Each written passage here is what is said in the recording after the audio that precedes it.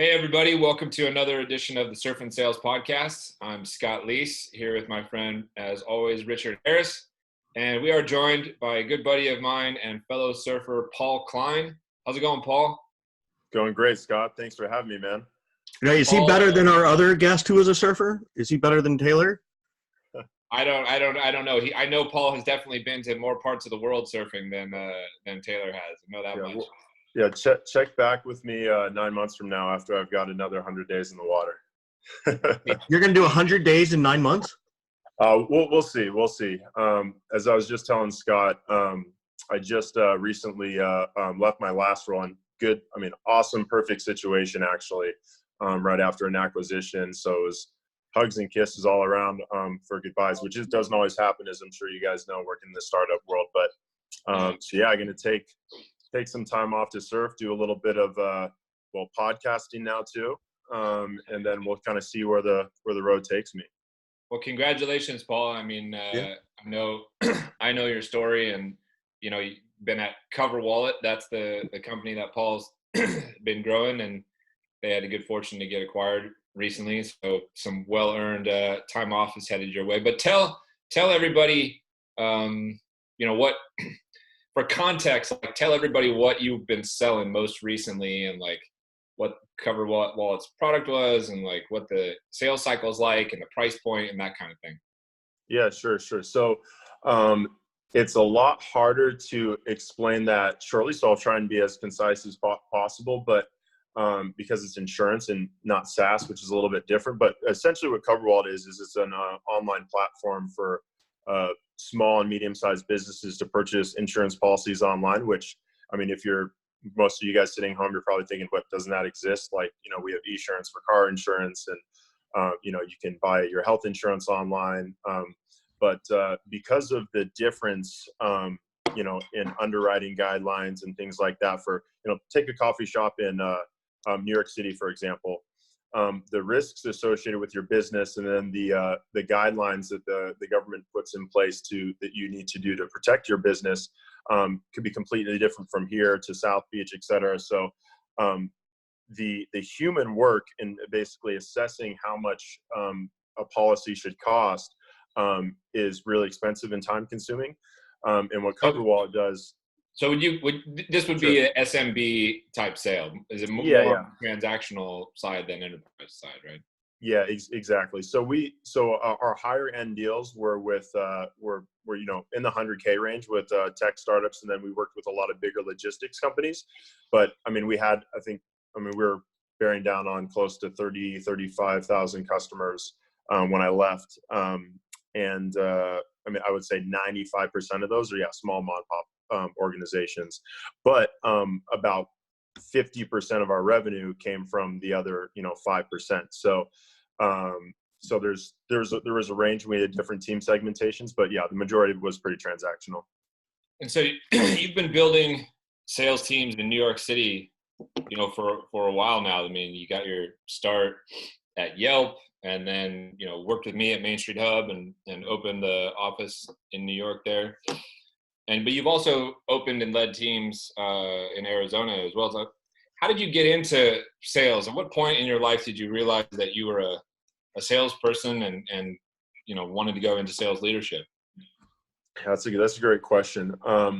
So I think like a lot of people, sales I kind of fell into sales. I graduated in 2008 with a degree in or dual major in econ and finance. So thought that I wanted to be a banker, and obviously that was not the right time for that economically. So I got a call from a Facebook message from one of my buddies who I used to work with and study with in econ class to come join this company called Yelp. And he was like, yeah, it's this cool young company. We have more traffic than ESPN, and we have a keg in the office. And that's all a 22-year-old really needs to hear. That's all right? Scott needed to hear, right? Scott might have chosen ESPN. Yeah, at that time, that would have worked for me probably, yeah. So anyway, before I knew it, I was one of the first sales reps in Yelp's New York City office. And after about a year of really stellar growth there, they raised a big Series B from Bessemer, and had to really start scaling. And they chose Scottsdale, Arizona, which many companies are now choosing as one of their hubs to scale. And they took a highly talented team of the top 5-10 people from sales, account management, and operations to build that team out. And I was one of the founding members there. Shortly was promoted to management after moving to Scottsdale, and then helped scale that office from 0 to 150 in about a year, and then some. What is it? Let me stop you for a second. I've been a part of a lot of rapid growth, 0 to 150. I think what you said in about a year. That is right at the top of like what's really possible. Without absolutely losing your mind. Sure. Tell everybody what that experience was like. Yeah, sure. So that, I mean, it was crazy, and obviously we had to ramp up to that. So in the first 6 months, we probably hired 40 or 50 people, and then as we scaled and brought in more leadership from the other offices, we probably hired the next 80 in the next 6 months or so. The thing about when you're growing that fast is, I guess there's a couple of things. The first thing is time management is critical, because you're spending so much of your time recruiting and training, and it's got to be all hands on deck, just like we had at Main Street Hub, Scott, where as a manager, you're really like a micro CEO in the company running your own business, right? You need to focus on recruiting. You need to make sure that you're doing the training. Oh, sorry. Especially when you're the head person up in that particular office, you're sort of the one running it, right? Yeah, 100%. So balancing your time and finding the time to recruit and then train, and then, as you know, being a good manager is all about consistent coaching day in and day out.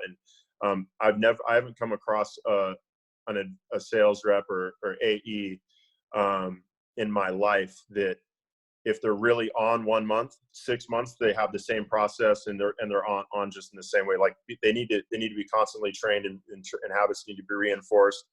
And that, I mean, it's tough when you're growing and scaling, because you want to dedicate enough time for everyone to succeed. But you also need to be really realistic and be able to make fast, hiring and firing decisions. How much time do you try to dedicate, in that moment? Because you're right, you're running around with your hair on fire. How do you force yourself as a leader to follow your process? Right. Right. This is, we're really good at teaching reps how to follow a process. Yeah, that's a great question for Paul. Yeah. So, and you and I both have the luxury of having worked for Scott, so we could tell that story too in another podcast. So, and he knows Scott. On another episode, it'll be all former VPs of sales who used to work for me. Totally. Oh my God, we should totally do that. So, but seriously though, like, how do you maintain that level of discipline as a leader to not let yourself get tugged into those other things that will always come along and try and tug us? Sure. I mean, obviously having, leaders that, really, decline that, that really hold you accountable to what you need to do is important. But I mean, a big part for me personally is really like, I'm a big planner. At the beginning of the year, one of the first things I do is I write down my annual goals. I do the same thing on a weekly basis. When I walk into the office every day, I write the 3 things that I'm going to do. Sometimes I'll get too ambitious and I'll write 5 things to do, but that kind of keeps me on track. And then you got to live and die by a calendar. And in the same way that, a good sales rep kind of structures their day in a way that, in the morning, they, if they get in early, they're going to prospect. And then, by 9 a.m. they're hitting the phones or sending out, in-mails or whatever it is. They're scheduling their product demos probably later in the afternoon or the evening. Their closing calls. I got this one from. I got all that. So I'm gonna interrupt you because I want to push on this, right? Because look, we can all make our calendar look really pretty. And mine's color coded, red, yellow, green for urgency and negative stuff and all that kind of stuff. What I feel like I'm hearing you say is, I learned how to say no to other things. I learned how to say no to distractions. How do you say no to that distraction? How do you even decide whether that is worthy of your attention? How do you say no? What do you do when it's someone like Scott, who's now your SVP, and they're asking for time? How do you say that up the management chain so that you can be professional? You know, I know how to do it with Scott. I know what I would say, but I'm curious how you've coached yourself to say no to other things or other people. Yeah, 100%. So that's a great point. Well, and so the short answer is I can be almost disrespectfully ignorant of emails and Slack messages. Like I kind of make a conscious effort to set the expectation that if you send me an email or a Slack or a text, that does not mean that you're going to get an immediate response. Like I do that from day one. Now, obviously, there's situations where there's a fire, but my thought process, if it's a fire, you need to you get up from your desk and talk to the person, or you pick up the phone and call. And that if it's really important, then they're going to do that. But it's really setting the expectation from day one that you're going to have your priorities are number one. I can't remember where I heard it from, but a really good quote that I heard was, your email inbox is a good source of where to see where other people should think you should spend your time, right? And if you let that dictate your day, you're never going to get anything done that you need to get done in your priorities. And as a leader, that's what you're there for. Your job is to basically execute on what you think you need to get done. Right. And if your leaders can't trust you then you're there's probably other issues, right? So how do you coach back to your leadership, right? Like, so you came along at a time where Scott has always been a good leader, but it wasn't his first rodeo in terms of leadership. He understands how to run a team, and I agree with you. Once he gives you the chance, you got the trust, right? It's sort of, you have the trust ball from day one until you drop it, right? Mm-hmm. And even then, Scott will still let you pick it back up and help you. Mm-hmm. What do you do with those less experienced managers? Ever had that experience where you kind of had to sort of coach the managers to, like, dude, stop, this is my priority. I need to be with my team. Have you ever, any advice? I just want to give this advice to leaders and sales managers who are stuck in that middle management role, who feel like, when upper leadership asks for something, it's like, you better be, Mr. or Mrs. Johnny on the spot and answer it because they're asking, which is not always the case. Mm-hmm. Yeah. So that's a good question. So I think the main thing there is, I think it's really unfair as leaders when you aren't really specific and give timelines on when you want things to be accomplished and done, right? So you'll have managers or CEOs, or it doesn't matter who it is, and they'll say, hey, I need you to get this done for me. My first question is always, okay, when do you need this by? Because I want to make sure that I can take control of when things are going to get done, and then the same thing back. So when I'm talking to a manager, and for example, I need to make sure that they're spending time call coaching or one-on-ones, I'm going to actually say, hey, look, Glenn or Scott, part of what you need to do to get your team back in track is you need to do more time call coaching on closing calls. So I want to see you blocking out time and actually adding yourself to your reps closing calls on the calendar and things like that. So I think a lot of it has to do with just being really specific and giving timelines on what you're asking for people, and that solves most of it. But I think vagueness is the enemy of any leader or in manager relationship. You need to be really specific. How much different do you think it was making the Sorry, leap? Scott, you're quiet. Can you hear me now? Yep. How much different do you think it was making the leap from director of sales, kind of being a GM and running a satellite office, to becoming a VP of sales and building this company from scratch, basically like you've done for the last couple of years? How big was that gap? How much did it stretch you? Sure. So, I mean, it obviously stretches you a lot, but so it's kind of funny. It's kind of counterintuitive, each step. So the way I look at it, and one of the things I tell people that want to get into management or want to make that next jump to director or to VP is, I think that I feel like a lot of people look at a VP of sales, and especially if they're spending a lot of time with the product team or the CEO or management teams and meetings. Like, if you're a sales rep, you don't really know what they do, and you think that being a VP of sales is what you see. So when really it's a little counterintuitive. So as a manager, the best managers are really almost like super reps, right? They're like the quarterbacks on the teams that are on the phones in the morning to get the guys going. They're doing closing calls, they're doing trainings, but they're almost like, it's like they're out there on the field with the team. Similar thing with the best directors. Like the best directors are really super managers, and really they're operating as sort of an example and managers helping co-manage the team. And then once you get to a VP of sales, it's kind of similar. You want to make sure that you're not distancing yourself too much from the reps.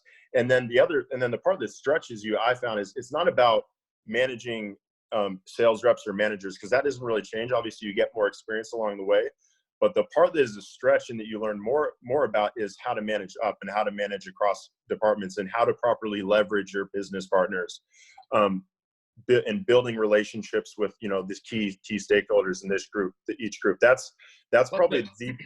Yep. What's a simple tip or two for somebody who's maybe struggling in their VP of sales role right now, and needs to kind of reset the relationships, or somebody who's just going into this role for the first time and has never had to work directly alongside the VP of customer success or the CFO or the VP of marketing?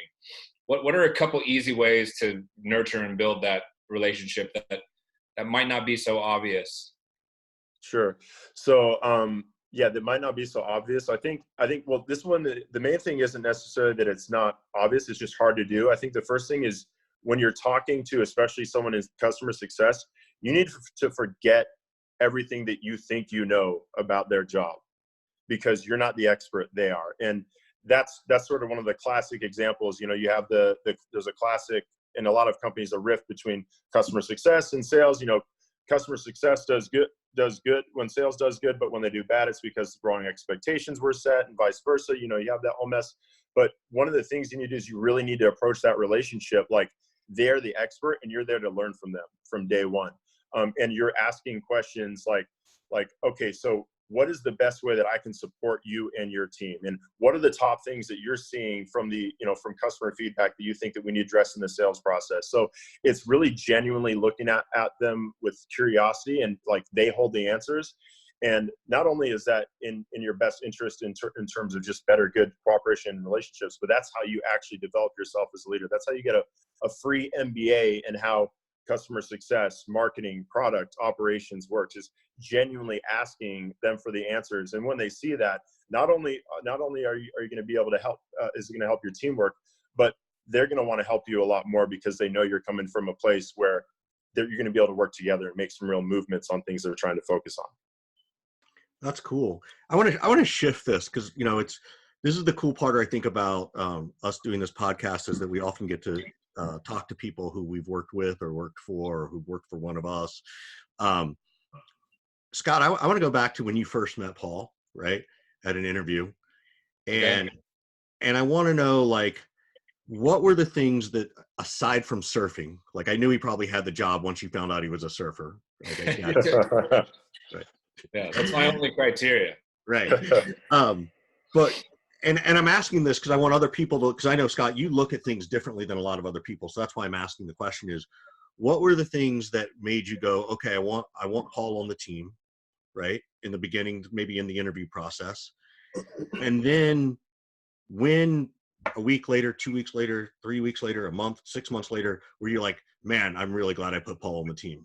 Like there was something that you just saw click with him. And I'm just trying to teach it the other way too. Yeah. I'm going back almost a decade now, trying to think about this, if you can believe that, Paul. When I met Paul, he was just coming from his stint at Yelp. And so I felt that there was a ton of similarities and parallels to the business that they had, what we were going to try to accomplish at Main Street Hub. So I was struck right away by what I felt was relevant experience. But the thing about Paul that I think is quite unique is he has a way of being really animated and fired up, but maintaining an even keel at the same time. He doesn't get real angry and upset. He's like a long Wick, if you will. And I think that's kind of rare because a lot of sales leaders in my experience who get real animated and excited and, you know, can kind of whip a crowd into a frenzy, you know, when things aren't going that well, the opposite is also true. They get, you know, loud and kind of negative and, you know, they're just really riding the highs. How did you figure that out about him though? Like that, to some extent, that feels like, oh, that's when I knew I found a good guy because he's got this long wick. But sort of going back, I figured that out quickly. You know, just how did you figure that out quickly? That's what I want to know. Well, I mean, you pay attention to somebody's demeanor, number one. You know, how they speak, how, like, what their cadence is, how fast they talk, how loud or how soft that they talk. You listen to them tell stories about certain things. You ask questions designed to kind of poke the bear a little bit. So I don't exactly remember what I said, but I'm pretty confident that during the course of a couple of conversations with Paul, I purposely tried to say something that would get under his skin a little bit or like, disagree with what something. would just even if it wasn't Paul, what are some of those questions? Because I think people would love to hear that kind of stuff. Well, nowadays, if I was interviewing Paul, I might say, you know, how do you feel about remote sales folks? This is like a hot topic that's out there. And I might take the opposite position of whatever he says, regardless of what I believe. And just try to see how he responds to, you know, an argument or a disagreement, you know, if you will. Yeah, Paul, I think let me cut in there real quick. So yeah, I want to hear Paul's side of this. I mean, he probably remembers the story, so like, he's nothing like Spencer. So I think one of the things, well, there's definitely some specifics. I think we had a really strong senior sales manager too that you also helped me get ready. Kobe, who was awesome. But I think one of the things that you do a really good job of, Scott, and I've kind of taken with every place, is you have a really good way about sort of enticing and sometimes instigating like people to continue to break through their barriers and go to that next level and that next level. Like the I always hear in my head from you is you just find a new gear. Like that's the answer. You find a new gear. And I know that that's not specific. So I'm going back behind or a little bit against what I was saying earlier about being specific. But I think that when you have this mindset, when you're testing your managers, where you have this relentless focus on improvement or moving the needle on whatever it is you're focused on, there's some people that will sort of say, well, what the hell? And, you know, they'll go the other way about it. And then there's some people that will take it as a challenge and be thoughtful and say, okay, well, even if I know that you're messing with me a little bit, like, let's actually talk through how do we get there? How do we, you know, double our quotas or whatever it may be. And that's one of the things I think you've done a really good job. And I think good leaders do and sort of test their managers. So actually, let me give you a test that I actually like to do for first-time managers. So I hope I pass this test. Unless I am convinced that you are like the next, you know, Scott Leese times 10, I'm going to give you the first big test in management. The first big test on whether or not you're a manager is I'm going to have you interview for management, and then you're not going to get the position. Say that again. Scott, that's a Scott thing all the time. Scott does that all the time. And you know that now some people are thinking to themselves, man, that what an asshole. But there's obviously a way you do it. So part of it is that what you want to do is you want to do that kind of early. It's sort of part of the grooming process for a new manager, right? So if you're looking at, you know, a young, hungry rep and they're one of your top guys and, you know, they're hitting sales targets and people are going to them and, you know, listening to their calls or, you know, emulating what they do, you're going to say, hey, you know, I think this guy's ready. But really like 6 months or 3 months before you think he's ready or it's a realistic thing, part of the business, then you give him a shot, you know, in a set of interviews and you have him, you know, sort of show you his stuff and, you know, take him through a slide deck of how he would build his team and what the culture would be and all that stuff. And you get to sort of test run it. You know, they put in all this effort. And then at the end of it, you know, you give them a couple days and you say, hey, look, I'm sorry, but we don't need a manager yet at the right time. You know, there's a few things we want to focus on, and just sit and watch and see how they have that conversation. Let them sort of, you know, to Scott's point, not all, in fact, it's very rare for salespeople to have a long wick. And by the way, it's okay if you get a little bit upset. Like if you get really frustrated and you threaten to quit like right after that, that doesn't necessarily mean that you're done. But I want to see you be able to come back full circle. And if that is your reaction, then you just extended your timeline. You're just showing that you have some learning to do. So that's worthy. So it's worthy of even saying to some managers or some leaders to say, hey, look, it's February. You clearly have growth opportunities set up for later this year. Start putting some feelers out of, hey, we're going to start the interviewing process. We're not sure where we're headed yet, but we at least want to be able to start that process. And if you do it well, right, and don't piss off people, you could start to do that now to groom them so that in May, when it is time, they'll be better prepared when it really is their shot. And I'm not saying do it in a negative. I'm also not advocating let's fuck with people's heads and let's do it even though it's never a job. Like, don't do that. That is a terrible thing to do to somebody. But yeah, of course. And let me put a little more context there too, because there have been situations, there have been times where people just surprise the hell out of you and you're like, wow, like actually this guy's ready, and you pull the trigger early and it turns out to be a great situation. So it's not like you're setting someone up to fail. It's about putting someone in a position where they're going to face some serious adversity, and then how do they deal with it? You know what I mean? So yeah, but yeah, that's a great point. Cause there's some people who say, that's manipulative, whatever. And it's like, no, it's not manipulative. That's coaching. That's putting someone in a real life situation, a quote unquote live fire scenario that, by the way, you're going to go through time in and time again as a manager.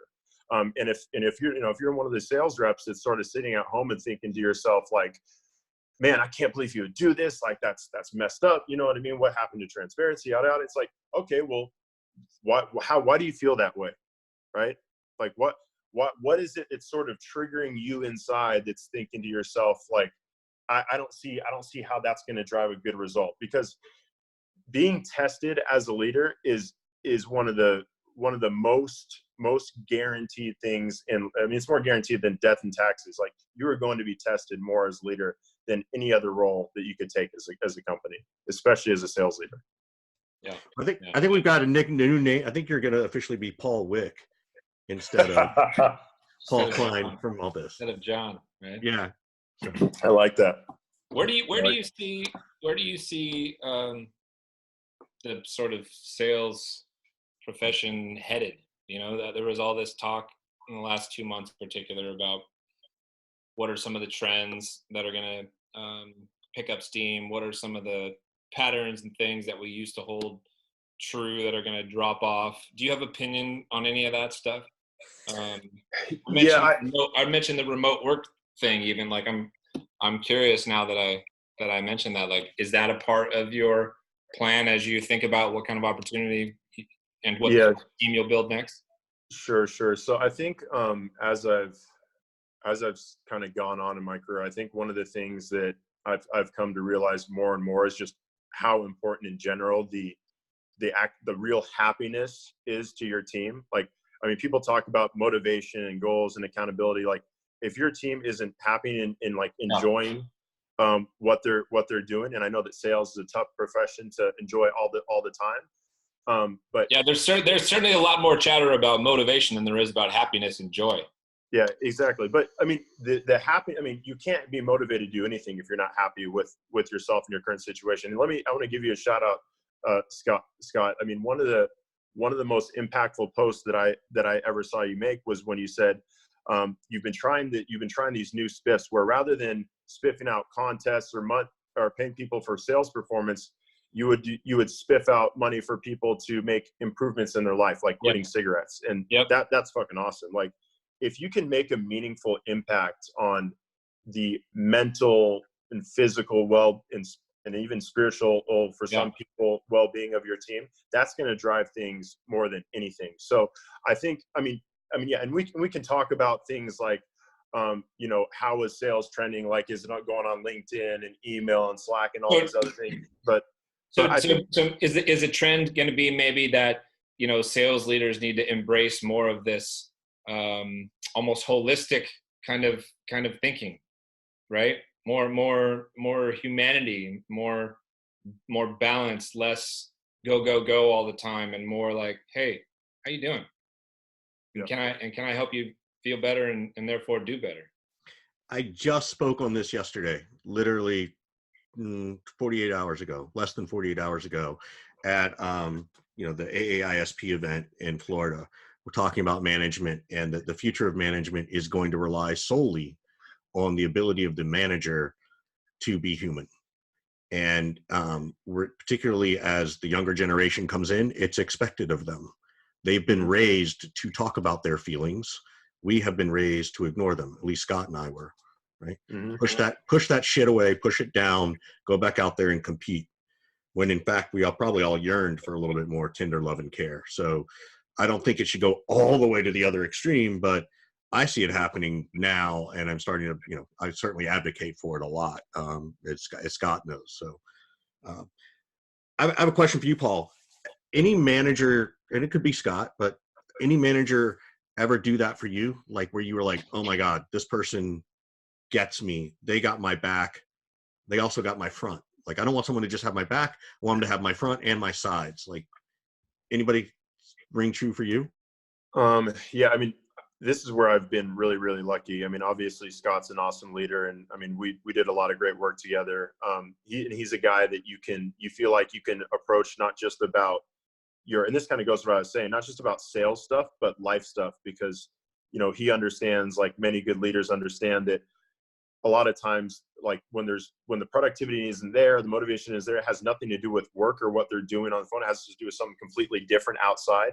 And in a lot of ways, you're part parent, part mentor, part psychologist. So so the answer is yes, I've been lucky. I think I can't really think of a boss that I didn't feel like I could have a real personal conversation like that. I mean, right from my first manager, Katie Sullivan, who's had an awesome career at Yelp, to the director of that office, Dennis, to Scott Leese, to Mandy Cole. I mean, everyone that I've worked with at CoverWallet. I mean, I've had a lot of really awesome execs, and that isn't always the case. But yeah, I mean, that's a huge part of why I am who I am today, and my approach to leadership. Because I think, are you willing to share something where someone helped you with something outside the office that made life better for you? Yeah, let me let me ponder that for a second. I'm sure I can think of some good situations. Actually, yeah. Let me give you one. So I think one of the biggest things is that everyone deals with, especially in their 20s, is it has a massive impact, is our breakups, and just relationships and things like that. And my first manager, Katie, did an awesome job of just being sort of there for me and sort of helping me understand what was going on, and like push me in a certain direction. So I mean, this isn't about dating, but that'd probably be the one. What is it what is it like telling your team, for you? Sorry, you broke up for a second, Scott. What is it for you? What is it like telling your team that your time there is done, and it's time for you to move on and accept your next challenge? And I've done this many times now. I was talking to a woman in Austin who was feeling super guilty and like dreading telling her team that she's moving on to take a different leadership role. And I can remember, I don't know if you remember this, but I can remember you and I were having steak dinner in New York City somewhere. I like took you to this nice restaurant on purpose, trying to butter you up before I gave you this bad news that I was going to be moving on.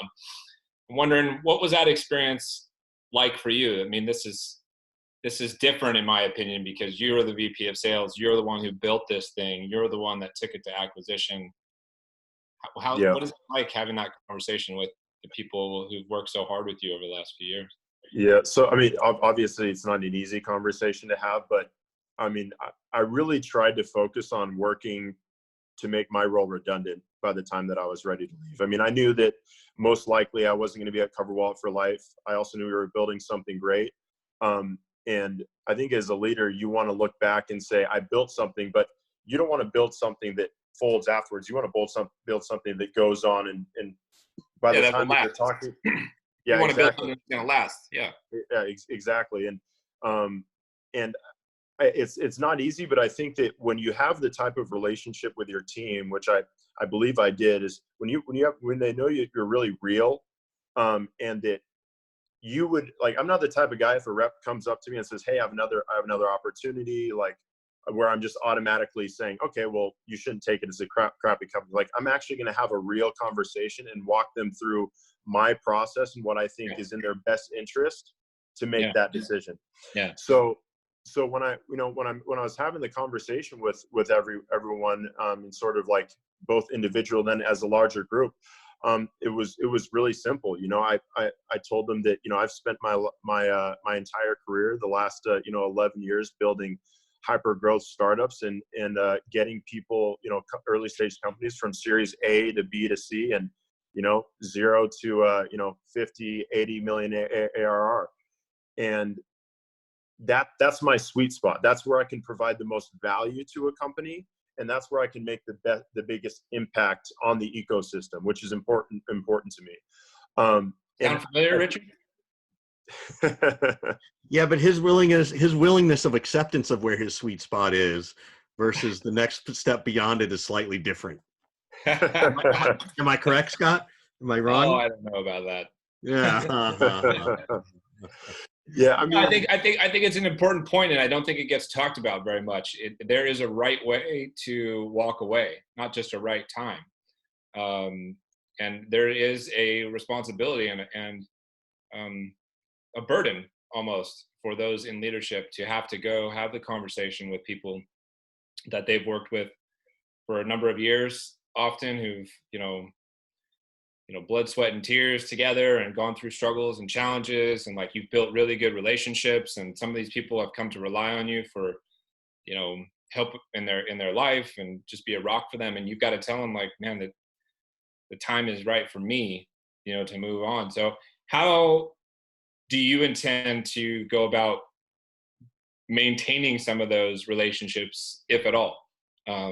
This is not important to everybody, and I don't know that there's a right or wrong answer, but I have tried to make it a point to stay connected to the people that I worked with the closest, and those people in particular that I felt like had the most potential, because I wanted to be a resource to them and continue to try to help them get to the next level and maximize their potential. Do you have a plan for that? I know you said you're a planner. What is your plan to kind of continue to help the people that have worked for you for so long and so hard, even though you won't be there anymore? Yeah, that's a great question. I mean, I think the first thing is just in general, obviously being available, checking in with people. I mean, we're in a connected age where it's so easy to have a text, a phone call, hop on FaceTime, and just check in with people on how they're doing. And I think that, and we're alike, Scott, in that there's people that I built relationships with at every single company that I have a continuous conversation with, that I'm just always keeping in touch with, and then people that I check in with once every 3 months, and then people I check in with once a year. But I think that for this next step in my career, the podcast that you had with John Barrows, actually, I think I texted you after I listened to it, but kind of resonated with me when you were talking about how you kind of came to this realization, around the same time and age as me. We're like, wow, I actually know a lot about this stuff, and I can probably make just as much, if not a bigger impact, by sharing that knowledge outside of whatever project I'm working on, which for me is going to take some work, and actually one of the reasons why I wanted to take some real time away from a company, because that doesn't come as naturally for me as you would think for many as a sales leader. I don't enjoy, sharing updates on social media or, doing posts and stuff. I have this weird feeling inside that I actually don't want to do it, but I know how important it is, and I know how much impact that can make. So this is the next step of your growth and evolution as a leader, and moving into being able to impact an entire community, not just one company. Exactly. And I think that while there's certainly a lot of content out there, there's definitely opportunity to continue to do more depth of content. Like I think what you're doing, especially for the sales profession, not just sales, but just startups and the thing that gets me really excited about, and the part of my job that I enjoy the most, is helping people to plan out what their career should look like. Regardless of whether it's someone like me who, look, I could have told you, 10 years ago, Scott, I want to be a VP of sales by, X. I want to, and then I want to be advising and on the board of companies, and, maybe have my own consultancy by X time, or they're figuring it out, and you're just helping them sort of go through that journey by identifying their skills and trying to point them in direction, even if it isn't sales, by the way. I mean, I've been the best recruiter for every other department outside of sales at every company I've been at, because I'm good at, I think that I'm pretty good at identifying what people's strengths are. And even if sales isn't the right fit, where they could really make the biggest impact in the company. And that's one of the things I'm really passionate about, is not just for sales, because I think that there's a lot of room for people to learn more about sales roles. You can't major in sales in college. And I think that there's a huge gap of awareness, not just with young people, but in particular, women are really underrepresented, minorities. So this whole notion of sort of introducing career pathing in sales and how that can shape is something that's really interesting. There is actually, now you can get majors in sales now. Not a lot of schools, but they do have them. I think Ohio University has it. I think UT Dallas actually has it. And those kids, I've met them. The sales profession is so ripe for, or need of people. Those kids are getting recruited out like in their junior year, like the way accountants used to be to the big 5 accounting firms. There's not, and these kids, they're coming out, they've studied Challenger, they've studied Spin, you've accelerated the college has truly accelerated their ramp time at a knowledge level. It'll be interesting to see if that cohort of sales folks is able to elevate the bar. Totally agree. It'll be great to see training that nobody else had. That's a great point. It's been a decade, obviously, since I've been in college, so that shouldn't surprise me at all. I think that you'll definitely see some success. Only a decade? Wow, that was so long ago. Only a decade. Yeah, fair. I can actually say I was in college last century. Touche. Oh man, yeah. Paul, before we wrap up and get out of here, man, what can we do for you right now? Man, what can you do for me right now? How can we be helpful to you as you embark on this next? How low of a price does Scott need to give you so you come to Surf and Sales in 2 weeks? The guy's already got 3 surf trips planned. I'm gonna bail on Surf and Sales and go with him. Yeah, I was gonna say Bocas del Toro is gonna be firing around that time, so I'm gonna be in Panama already. But you know what? Actually, I'm gonna do a reversal, and rather than I'm gonna take that favor and save it for later, because I'm sure I'll need it. And instead, I'll commit to. I know it's not going to be this Surf and Sales, but I can probably commit to the next one and the one after. Within the next 12 months, Scott Lease, I will attend Surf and Sales. You're on the records. Surf and Sales 5 is going to be in super southern Mexico in September, by the way. Cool. Yes. Oh, yeah. I was just going to say, can I consult on the destination and timing? Yes. Because I need at least head high or above.